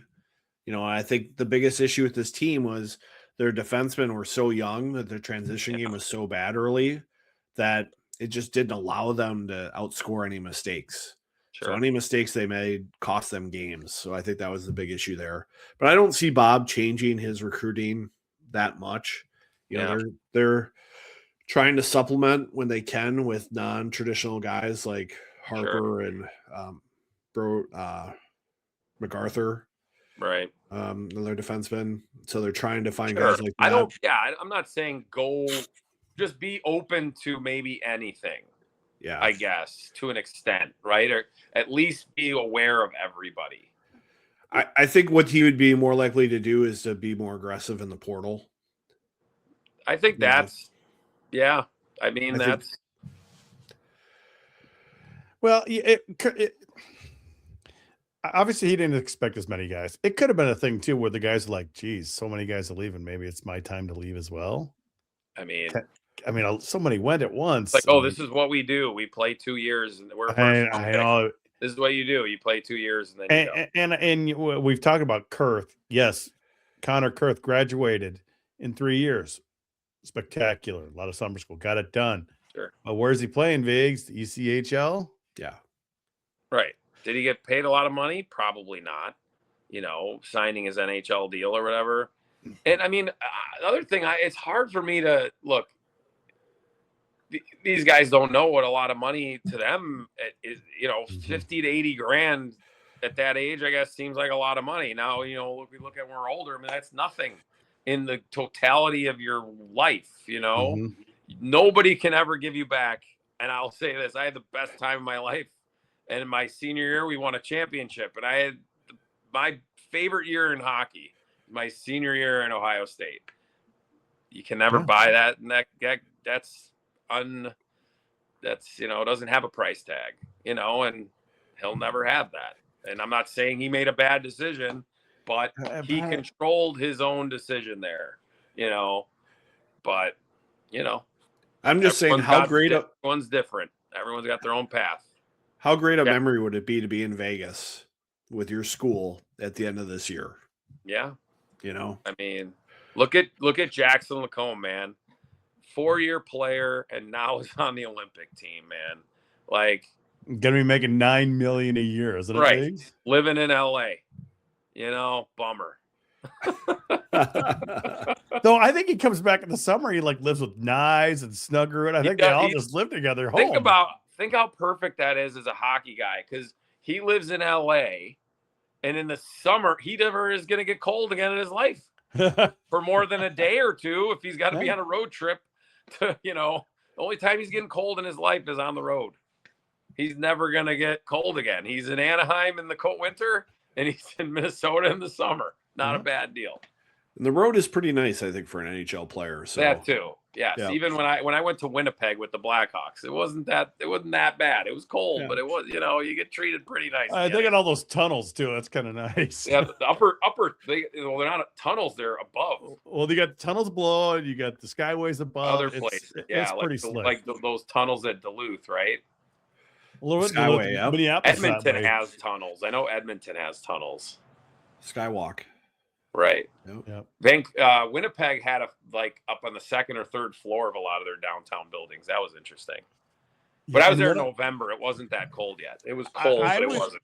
I was there in February about 6-7 years ago to see a Wild game, and not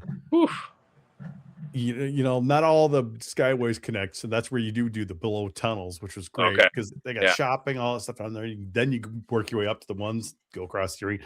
It worked out great. Yeah. Cool little rink. A little small for the NHL. It's 15. It's small, but it was so fun. It was just fun to go up there.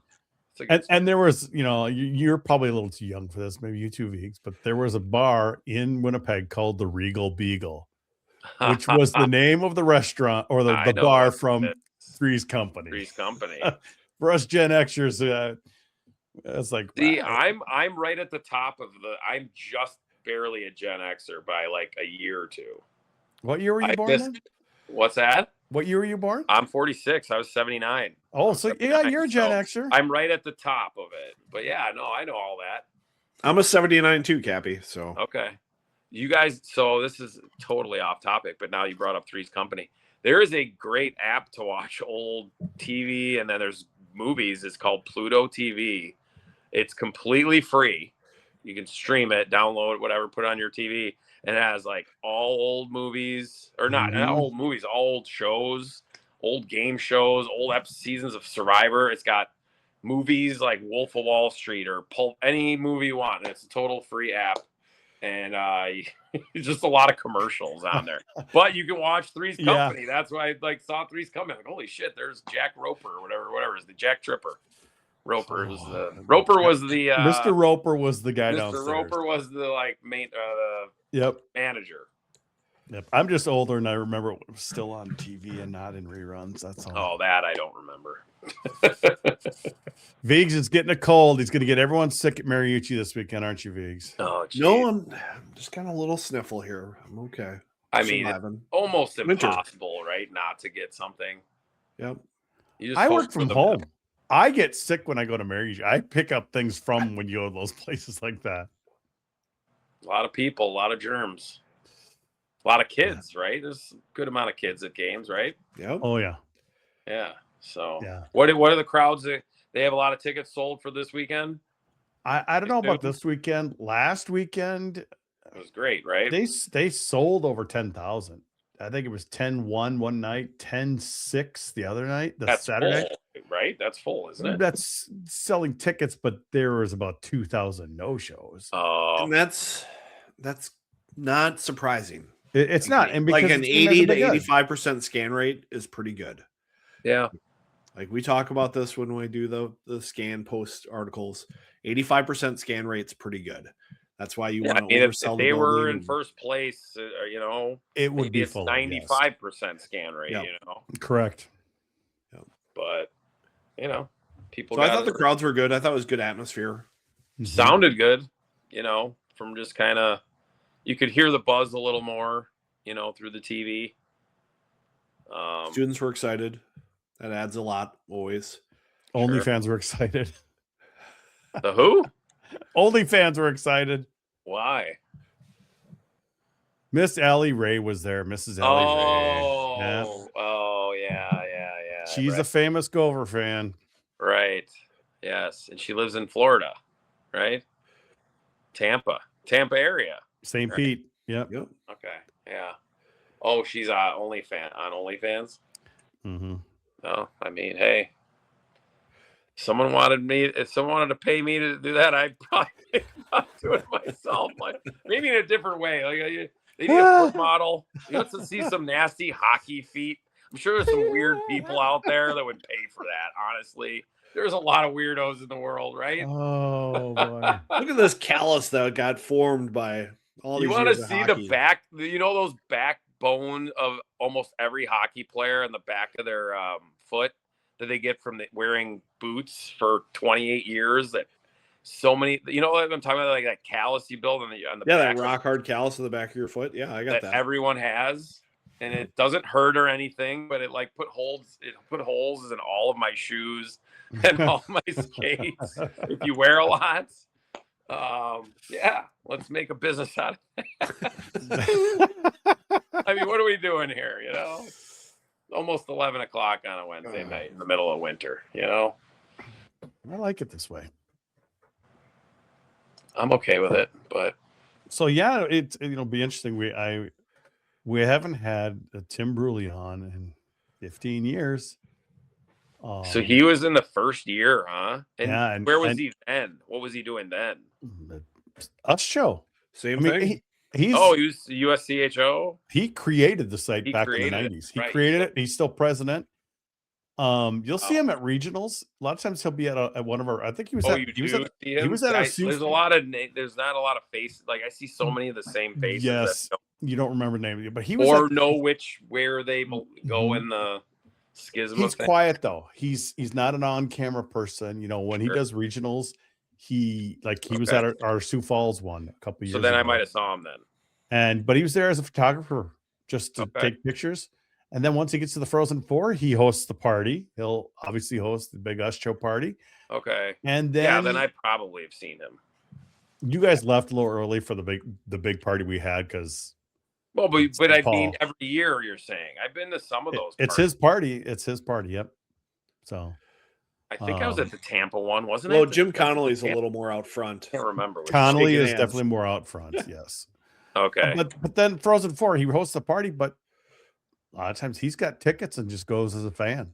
And sure. Let's all his people do all the big stuff. So, but he's the one who came up with the pairwise stuff and figured out what the NCAA was doing and was the first one tracking it. So I thought it'd be great to have him on again, just because what's this NPI all about? And he would know so much about it because he's a nerd. He's, he writes all the software that runs on his site and keeps track of everything. So I've known him for almost 20 years. So what's the biggest tweak to the system? It really hasn't been big. We just don't know yet, because when they ran it for last year, it's like really the same as it was the pairwise. Well, like what would the pairwise look like right now as opposed to what this does right now? CHN has it up, but yeah, I'm not sure exactly how to answer that, other than I know that the MPI is supposed to remove the hurt from a bad win. So if you have a win against a bad team that would hurt your ranking, MPI throws it out. Whereas pairwise still counted that. Pairwise would have all these comparisons that would sort of lock teams into certain spots at the end. Like even though you win a bunch of games, because your comparisons will never change, you can't get above someone. I think the other big one was the home road weighting. You're blank. We can hear you, but you're blank. Yeah. Oh, damn. I can see everybody. Everything looks normal. And I was just going to say, sorry to interrupt. I just got a text from Ben Holden, said, I love the Regal Beagle name drop. So he's listening on his way home from his men's league game, he told me. Yeah, he came on our 300th episode. He was coming back from his men's league and he joined us for a little bit. Weeks. That's great, because he's doing every Michigan and Michigan State game the next month. So can you guys see me now, or am I still dark? Can't see you, but we can hear you. You want me to get out and come back? If you want, do whatever you want, man. I'll do that. I got another. Go text Foster, send him the link too. He won't pay attention, but we got another 15 minutes OT in us. Oh, there he is. Now we see you again. Yeah. Okay. Hold on. Oh.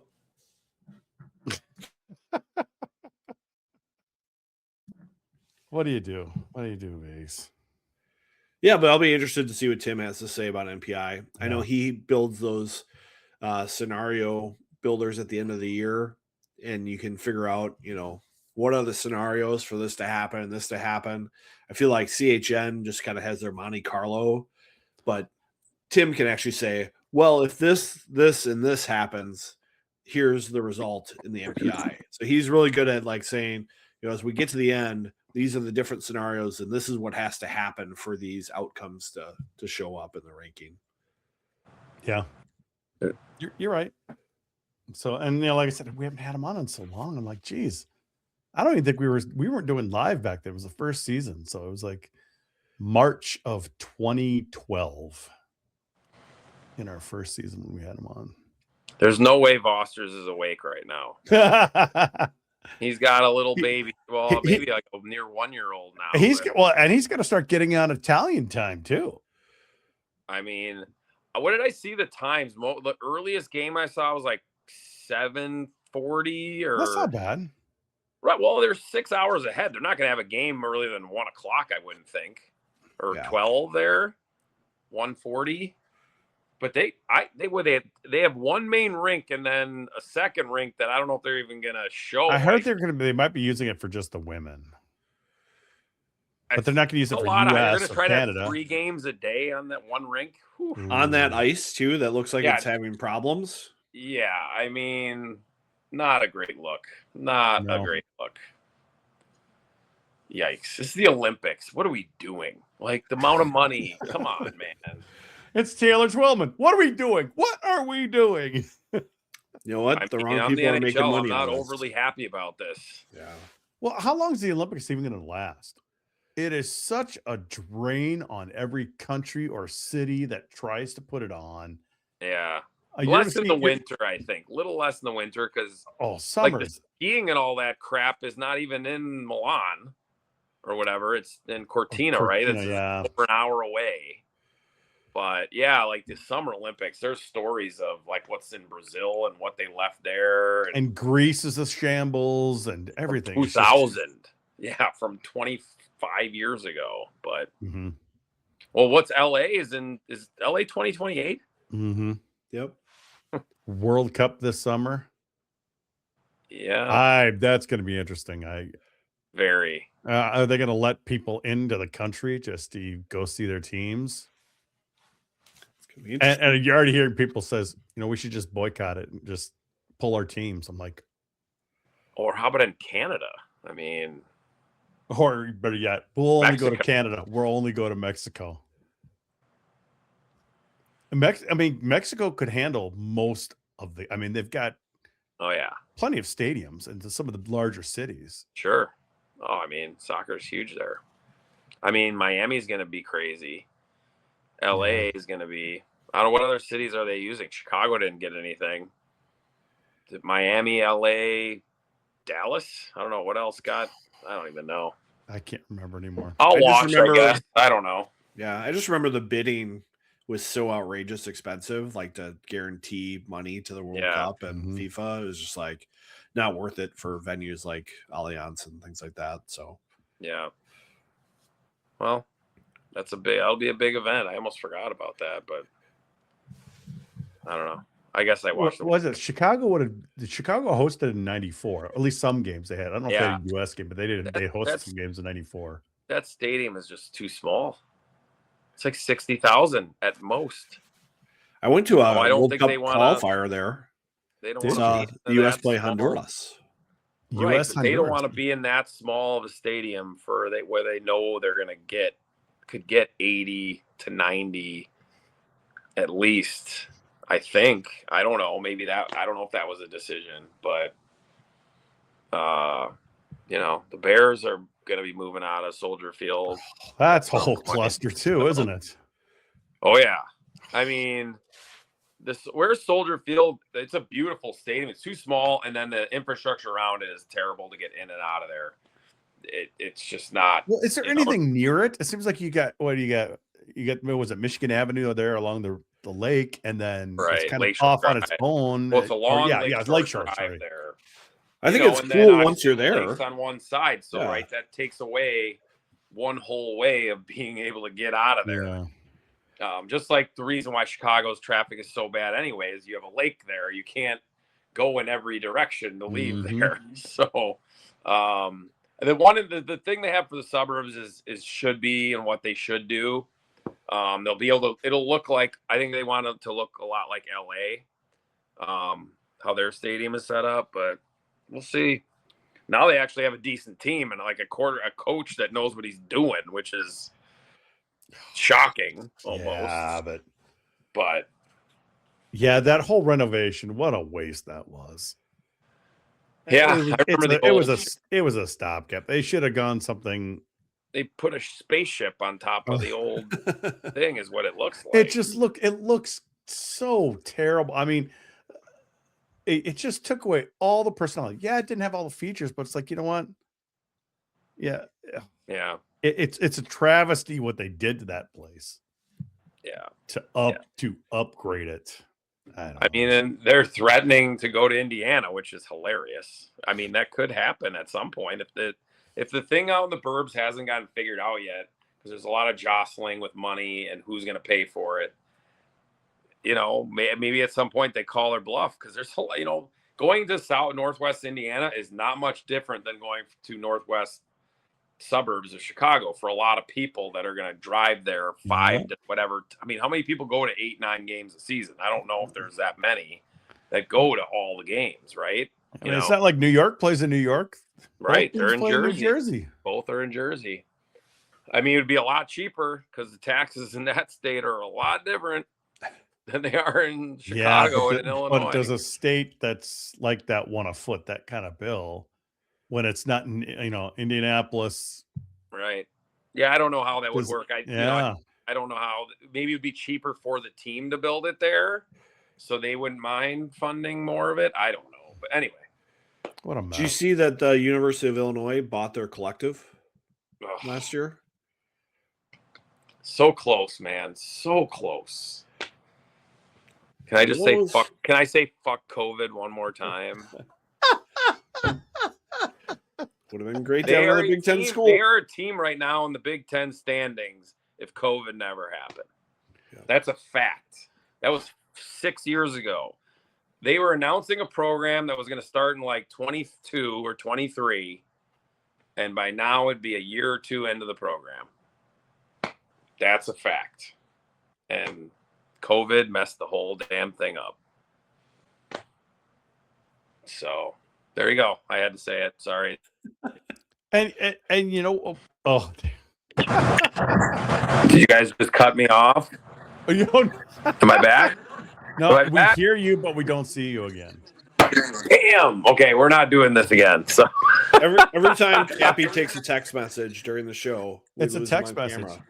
I think that's. Is that what it is? It's Ben Holden's fault then. It's Ben's fault. Yep. Every time Blame Holden. When you have him on in a couple weeks. Ben's got the link. He could come on at any time if he ever wanted to call you out. He's probably driving right now, on his way back home. But you blame him for all this. Oh, yeah. Why not? Texting me multiple times while we're doing this. So, well, it's 11, almost 11. So it's time anyway, right? All right. Yeah. You have a good one, Cappy. All right, I'll stay on though. What do you need me to do to make sure this thing uploads? I don't know. Let me see here. Okay. Well, I can always I'll send you a link like last I'm a team player. I want to make sure I don't want to screw it up for you. It says no data detected while recording locally for at least one of Cappy's feeds. One of many. One of many. We'll figure it out, dude. Don't worry about it. All right. Well, I had a blast, fellas. I had a blast as always, and I don't know when I'll see you guys next. But if you need someone for the playoffs, I'll be around. Yeah. I'm always down for talking hockey and whatever. So. All right. You take it easy, man. Thanks for coming on. All right, guys. Have a good night. Be safe out there. We will. All right, guys. Thanks. Bye. Oh, and then he shows up right there at the last second. Sorry, guys. I can't control anything. I'm out of here. Later. All right, guys. Later.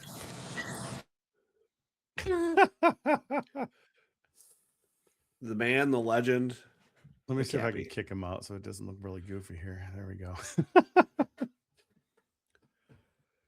Yeah. What do you do? It was a get Cappy going kind of night. Yeah, it already We says were able to get him upload going on a incomplete. lot of stuff. I'll just send him a link. It's not a huge deal. Okay. I figured out with Pat, so we'll figure it out with Cappy. Okay. Oh boy, yeah, that whole Gavin McKenna stuff. It's like called your mom a whore or whatever. The rumors are. It's like still, dude, you can't just start You can't just break a beat guy's on jaw. somebody. Like, sorry. Like, Get one of your teammates to do it. something. Just like you're gonna be a first round pick. Don't like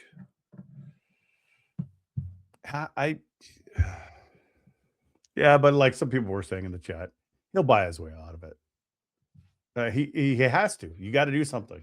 Yep. You can't risk a multi-million-dollar career on a stupid moment. So, what do you do? Oh, Take a deep breath and we enjoy the weekend ahead. yeah. So Are you should be coming good. down this weekend? You know, I am a day at a time. My wife has been traveling, but I think I'll be there Saturday night. She travels a lot for work, doesn't she? I mean, off and on. Okay. Do you have any thing planned for around the Frozen Four again? Like Mexico again? I do have plans to go to Mexico, but it There does you not go. conflict with the Frozen Four. Not that So Minnesota will be there, but still. there's a chance that I could go to the Frozen Four and then Mexico. Oh, So that would be two pretty good back-to-back weeks. yeah, but it would be. Yeah, There's a lot of work that has to happen, I think, for the Gophers to get there. that is correct. But if they make it, I will do all I can to be there. So a couple of show notes here for the crowd. You know, we'll have our show on March 4th for the Michigan State final series.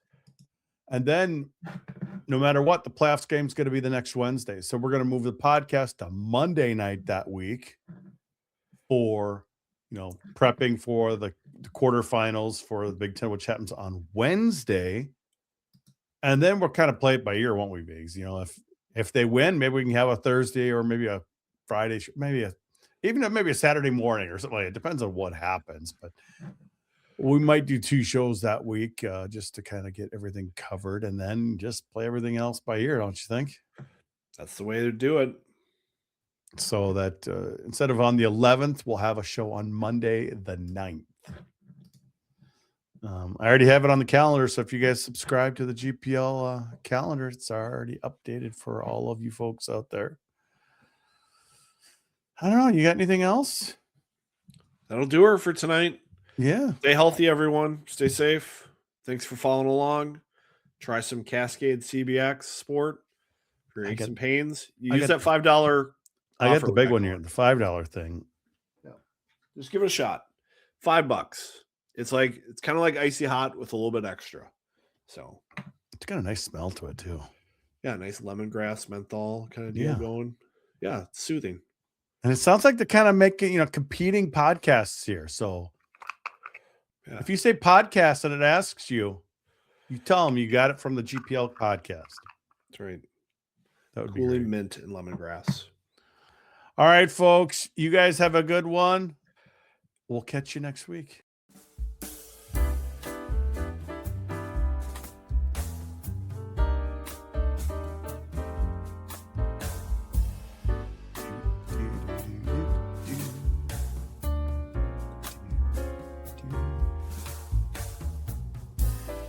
What you got?